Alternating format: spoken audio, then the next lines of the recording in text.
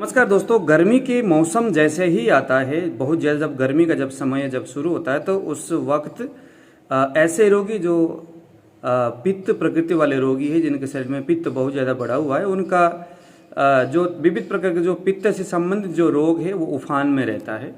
फिर बेचारे बहुत ज़्यादा तकलीफ पाते, कष्ट पाते हैं। ऐसे में जो एपिलेप्सी के जो मरीज है, अब आप तो जाओ डॉक्टर के पास, उन्होंने तो यही सिद्ध कर देना कि आपको मिर्गी है, ये ब्रेन से संबंधित समस्या है।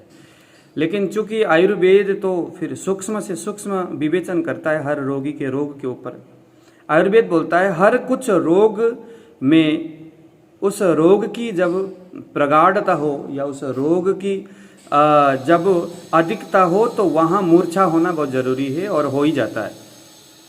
तो यहाँ पर प्रसंग था बवासीर और पित्त से संबंधित जो मिर्गी है, जो बवासीर है, पित्तज अर्श, वहाँ पर भी व्यक्ति को मूर्छा आ सकता है, वहाँ पर भी उस व्यक्ति को दौरा आ सकता है। लेकिन कब और किस तरह से, बस उसी चीज़ को यहाँ आपको दिखाने और समझाने के लिए मैं आया हूँ।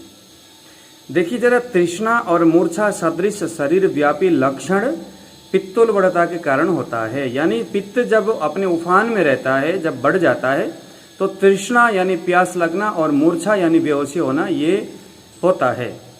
और यहाँ पर आप ये भी ध्यान दो कि पित्तोल्बणता का मतलब ये भी होता है कि जब पित्त से संबंधित सीजन होता है, सर्दी के मौसम में कफ बढ़ता है, बरसात के मौसम में वायु बढ़ता है, बरसात के बाद की जो गर्मी का जो मौसम है वहाँ पर फिर पित्त का सीजन होता है। तो इन दिनों अभी आजकल और अक्सर हर साल जब भी कभी बरसात के बाद का जो वक्त है, जो समय है, उस समय ऐसे लोग जो पित्त संबंधित प्रकृति को लेकर के बैठते हैं और जिनको इस तरह के पित्तार्स यानी पित्त संबंधित अर्श यानी बवासीर होता है, उनको इन दिनों मूर्छा होता है।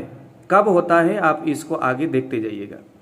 तो जब वो डॉक्टर के पास जाते हैं निदान के लिए, तो डॉक्टर बोलते हैं कि आपको तो मिर्गी हुआ है, आपको तो हम नींद की गोली देंगे और हर साल आपने डायग्नोस करना है, और उनको बोलेंगे आप जाके एमआरआई करो। किसका?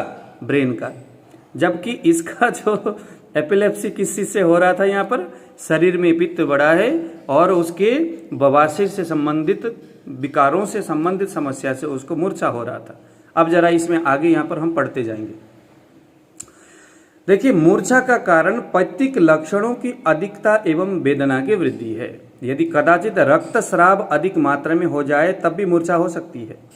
तो इंसान में बेहोश होना, बेहोश होकर के गिर जाना, ये एक आम बात है। वो किसी भी परिस्थिति में हो सकता है। उस हर किसी को मिर्गी कहना तो अच्छी बात नहीं है ना। यहाँ तो एलोपैथिक वाले तो राम आए श्याम आए जो मर्जी आए, बस मिर्गी है भैया, जाके एमआरआई करो, ये कहानी होती है उधर।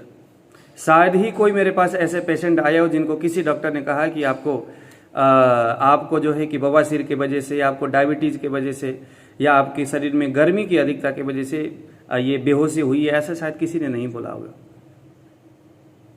तो यह उपद्रव मल त्याग के पश्चात होता है।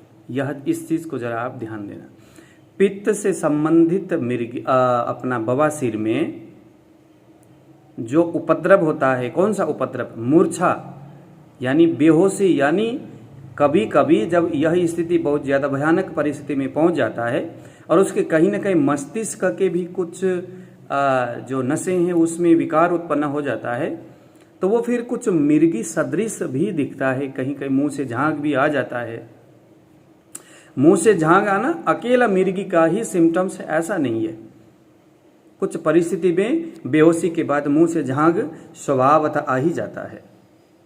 तो यहाँ पर अगर आप मल त्याग के पश्चात, लैट्रिन करने के बाद अगर आपको बेहोश होना, या कदाचित अगर ये इसकी उपद्रवता ज़्यादा हुई और वो भी गर्मी के दिनों में ही, सर्दियों में नहीं, तो आपको जब आप लैट्रिन करके बाहर आओगे तो आपको फिर दौरा आ सकता है, आप बेहोश हो सकते हो। ये पित्तार्स में रक्तस्राव होने के पश्चात भौतिक परिणाम परिणाम के रूप में भी तृष्णा की उत्पत्ति होती है और शरीर में रुक्षता बढ़ जाता है, मस्तिष्क में गर्मी बहुत ज़्यादा बढ़ जाता है। उसके बाद आपको मिर्गी का दौरा या बेहोशी आ सकता है। तो आज का मेरा वीडियो दिखाने का और बताने का बस यही एक कारण था कि जो वहाँ पर जो मिर्गी का दौरा बता करके आपको कुछ मेडिसिन दिया जा रहा था, दरअसल आपको वो धोखा दिया जा रहा था।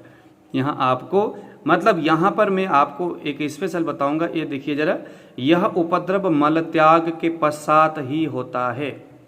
अगर आपके लैट्रिन करने के बाद ही बेहोशी या दौरा आता है तो यह आपके पित्तार्श का लक्षण हो सकता है या आपको पित्त से संबंधित अर्श हो सकता है। तो ऐसे में मस्तिष्क शोधन नहीं, मस्तिष्क से संबंधित इलाज नहीं, बल्कि पित्त अर्श के इलाज आपको चलाया जाना चाहिए, तो ही आप फिर ठीक होंगे। ठीक है जी। तो ये आज का हमारा वीडियो है और ये नॉलेज है और ये ज्ञान है। दोस्तों मैं एक चीज़ बता दूं कि मैंने अपने जीवन में बहुत सारे एपिलेप्सी के मरीज को मैंने देखा है और ट्रीट किया हुआ है। बहुत कारणों से ये बनता है, अलग अलग रोगों के वजह से एपिलेप्सी हो सकता है या बेहोशी हो सकती है। वो सभी बेहोशी मस्तिष्क के कारण से हो ऐसा जरूरी नहीं। लोग कहते हैं सर मिर्गी तो है बट कुछ नज़र नहीं आ रहा, ब्रेन में बहुत कुछ किया। अरे खाक नज़र आएगा? नज़र तो यह नीचे से आ रहा है, आपके गुदद्वार में, आपके मलद्वार की परिस्थिति की वजह से, पित्त के बढ़ने की वजह से आपके ब्रेन में प्रॉब्लम हो रही थी, रुक्षता की वजह से, पित्त की रुक्षता की वजह से आपके ब्रेन में रुक्षता बढ़ गई। वहाँ पर फिर ब्लड सर्कुलेशन ब्रेन में बहुत तेज़ी से होने लगा, क्योंकि आपको देखो तृष्णा और दाह भी तो आपको हो रहा है ना। वो तृष्णा और दाह कैसे? शरीर व्यापी लक्षण पित्तोल्बणता के कारण होता है। शरीर व्यापी का मतलब क्या होता है?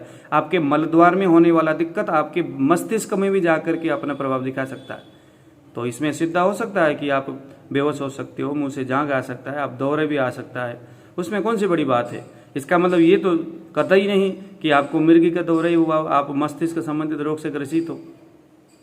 तो ऐसे डॉक्टर को किसने हक दिया या किसने उनको अधिकार दिया कि वो ऐसे लोगों को गलत डायग्नोस करके गलत तरीक़ा से आप उनको दवाई दो और उनके लाइफ इसीलिए क्योंकि अब मिर्गी बोलते ही उनके पूरा एक तरह से पारिवारिक स्थिति खराब हो जाती है। अगर शादी होने वाला है वो टूट जाएगा, शादी के लिए बड़ी दिक्कत हो जाती है। एपिलेप्सी बहुत ऐसी चीज़ है ना, तो ऐसे ही बेमतलब में एपिलेप्सी कह देना अच्छी बात नहीं है। इसीलिए ये आयुर्वेद आपको एक सही और सटीक निदान आपको करके दे देगा। तो ऐसे रोगी जिनको मल त्याग के बाद यानी सुबह और शाम कभी भी लैट्रिन आने के बाद अगर उनको दौरा आता है तो यहाँ पर एपिलेप्सी जो डॉक्टर ने बोला वो तो ठीक है, लेकिन उसके साथ साथ में पित्तार्श यानी पित्त से होने वाले अर्श यानी बवासीर की तरफ भी अपना दिमाग बैठा लेनी चाहिए। तो आज दीजिए विदा। जय श्री राम।